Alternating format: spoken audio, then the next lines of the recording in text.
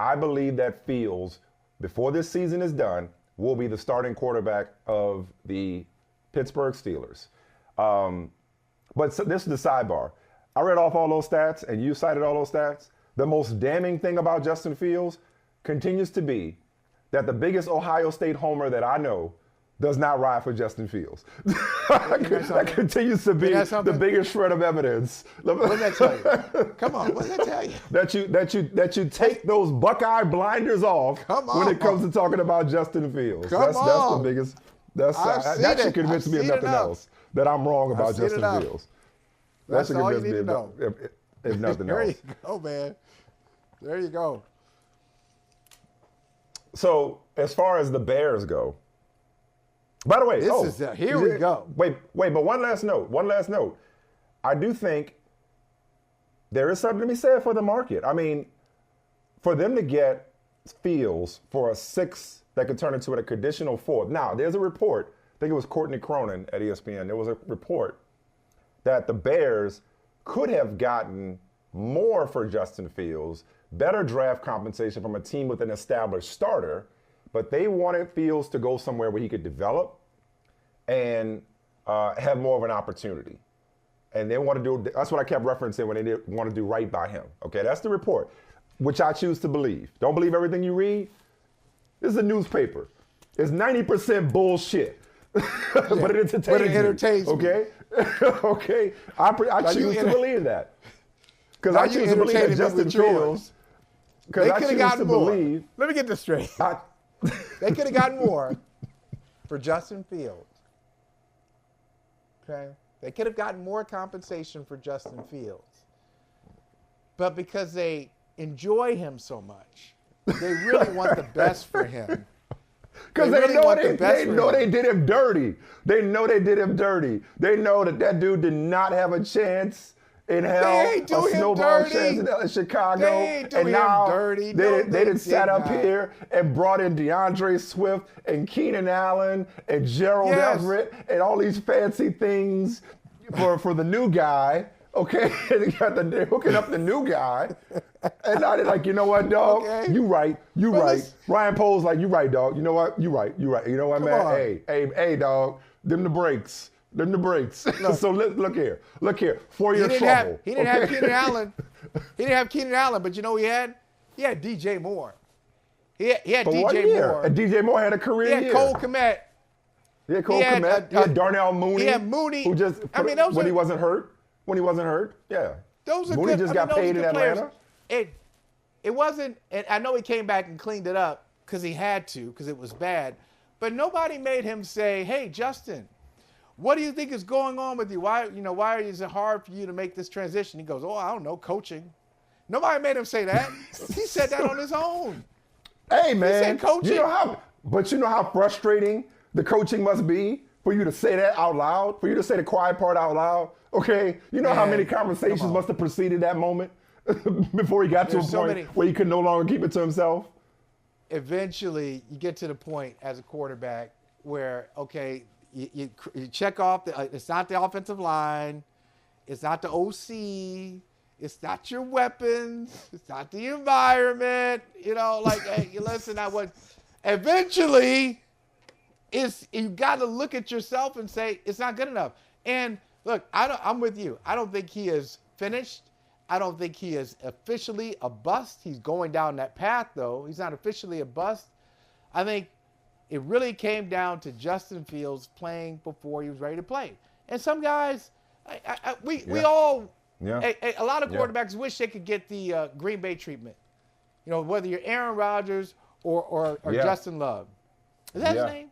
Jordan Love. Okay. Jordan Love. Right. It's okay. Aaron Rodgers or Jordan Love. No matter who you are, you would like to give me like 2 or 3 years to apprentice and figure this thing out behind somebody Patrick Mahomes waited a year. What they're doing. A year. I can't think of a situation. You talking about you can't think of a situation. You talking about you can't think of a situation where a quarterback has a bad win-loss record and is a good quarterback. I can't think of a situation where a quarterback has sat and it's been to his detriment. I can't think of it. Yeah, that's right. Yeah, whether it's Carson Palmer, back in the John day Kitna. behind John Kitna. John Kitna. But, think Yep. about the guys we mentioned.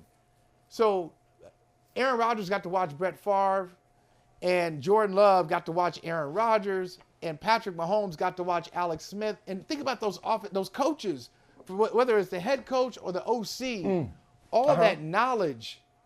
And so I think sounds like you're describing a system. Sounds like you're describing a system. They're all system quarterbacks. And I'm gonna change that because system quarterback has such a negative connotation. It shouldn't. You're changing the narrative. It's imperative to change the narrative. Okay, but for the people who are hard to understand it, they're all circumstance quarterbacks. How's that? They're all circumstance quarterbacks. Okay. Every last one of them, without exception. They're all circumstance quarterbacks. Even the ones that have won in multiple places, both those places had to have a certain infrastructure and supporting cast around them for them to succeed. And the final thing I'll say about Justin Fields is he is a circumstance quarterback who is in a great situation. That's why there's no way in hell that he's going to play 51% of the snaps for the Steelers because they know what he needs. What he needs to do is sit there in a good organization behind a good quarterback with a good OC and he needs to reset. Watch. Maybe. It'll be great for him. It'll be the best thing for him. I don't know if it's the best thing for them because almost as bad as, so it's not going to be the last thing you say about Justin Fields. I apologize. Almost as bad as putting Justin Fields on the field and not utilizing him to his strengths, almost as bad as that is keeping him on the sideline and not using him at all. I don't know that it's in the best interest of the Pittsburgh Steelers to have a player like Justin Fields. I mean, because you know how these coaches like to play mind games with people anyway. If nothing else, have people prepare for Justin Fields and what and his ability, even if it is packages or package of plays. Or I don't think it's in the Steelers' best interest, short or long term, to not give Justin Fields some reps, some significant reps this year.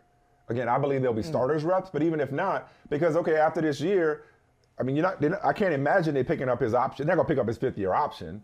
So after this year, he walks as a free agent, and you may get a compensatory pick in return. So maybe it's just one big way of, one big route to a better draft pick from Omar. I doubt it. I think if they actually think he has potential for the long term, I think they got to see that in the short term. But it also helps him.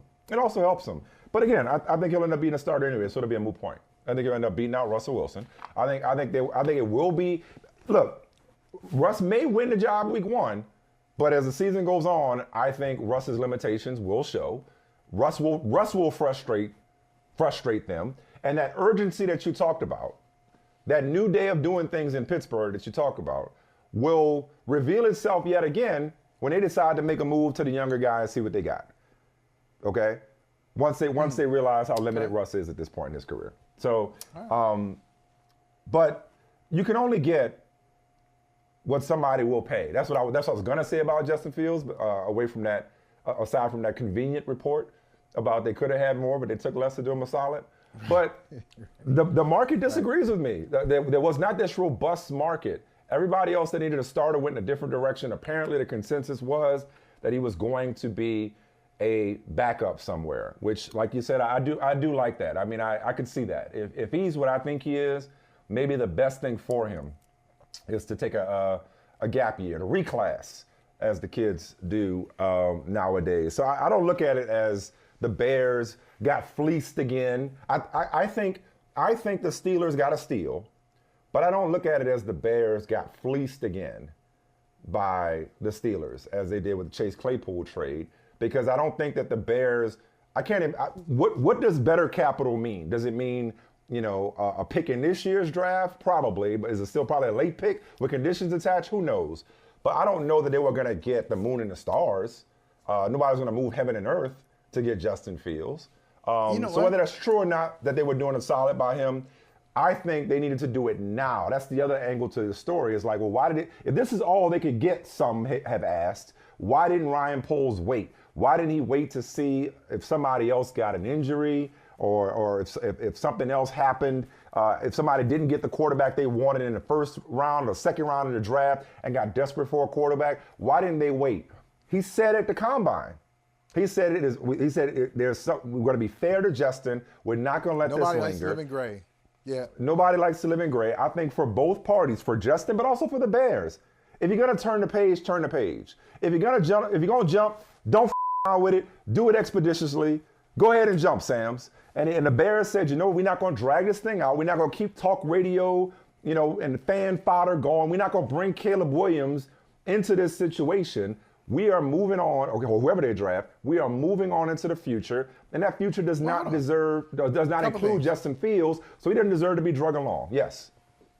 A couple things. One, last week, I think it was last week or a couple weeks ago, you said, I don't know if you remember saying this about Ryan Poles. You said, hey, I like what they're doing. I like what he's building. I do. In Chicago. And I said, well, what exactly is he building? And now you look at it, still pick 1. Still pick 9 for now. You got Keenan. I mean, Keenan Allen. That's just a brilliant. That was a stroke. Trade, that was a stroke. Yeah, it was for the Bears. And then as you mentioned, Gerald Everett, DeAndre Swift. I mean, they really. And then last year, getting Montez Sweat from the Commanders, and signing him to a new contract. I mean, Correct. Just really some smart moves there. Bringing in Shane Waldron, who worked with Geno Smith and understands how to bring a quarterback along. I mean, just really some nice moves by the Bears. And by the way, one last thing about the Steelers that I love for Russ, for Justin, not only the opportunity to step back, but for all the criticisms people may have about Russell Wilson. I don't know that anybody has suggested that he's not good in the quarterback room. Because you mentioned Geno Smith. Geno Smith publicly had nothing but positive things to say about what he was able to learn from Russ and how Russ, what kind of colleague Russ was. So good for Justin in that regard. Hey, thank you for watching Brother from Another. If you haven't hit that subscribe button, go ahead and do that now. Don't forget you can catch us 3 to 4 weekdays on PeacockTV.com and on Sirius XM Channel 85.